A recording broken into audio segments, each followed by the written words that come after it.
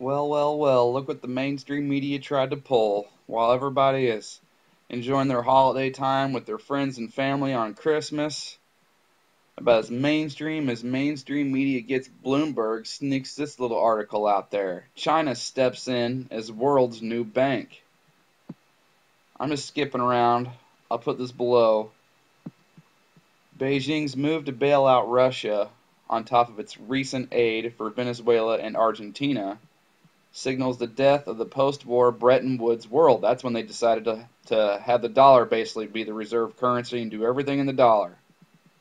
It also marks the beginning of the end for America's linchpin role in the global economy and Japan's influence in Asia.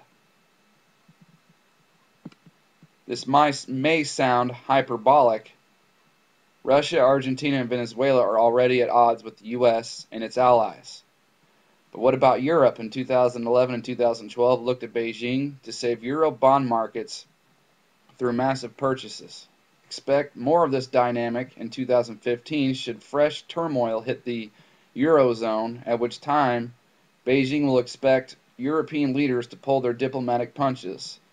What happens if the Federal Reserve's tapering slams economies from India to Indonesia and government looked to China for help? Why would Cambodia, Laos, or Vietnam bother with the IMF's conditions when China writes big checks with few strings attached? Everybody loves easy money. Beijing's $24 billion currency swap program to help Russia is a sign of things to come. Remember, that just came out. That's supposed to happen starting Monday. Russia, it's often said, is too nuclear to fail. As Moscow weathers the worst crisis since the 1998 default, it's tempting to view China as a good global citizen, but Beijing is just enabling President Vladimir Putin, who's now under zero pressure, to diversify his economy away from oil. The same goes for China's $2.3 billion currency swap with Argentina and its $4 billion loan to Venezuela. And the Chinese century, bad behavior has its rewards. So, looks like things are going to change in 2015. Let's just do a little economic roundup. The USA recently went over $18 trillion in debt. We got Argentina and Venezuela, like they just talked about. Argentina defaulted this year. Venezuela is about to because of the oil price collapse. Brazil's economy and everything is so bad there, they had the freaking police going through and blasting children and killing children to clean up the streets for the World Cup. True story. African and Middle Eastern markets have all tumbled due to all the chaos there. The Eurozone is a joke.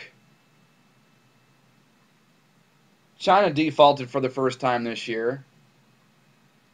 Japan is also a joke, and Australia, they're suffering because China's suffering, and their dollar just dropped to like a 4-year low, I think, last week because of that. And what is also the mainstream media reporting? That China is the new world's biggest economy. So, this whole sham, that's how we know this is all a plan, right? Because how could all these places keep themselves afloat, like especially the Eurozone? Just wanted to post this article because it looks like they're trying to tell us that bank holidays and financial change are coming in 2015. Thanks, subs.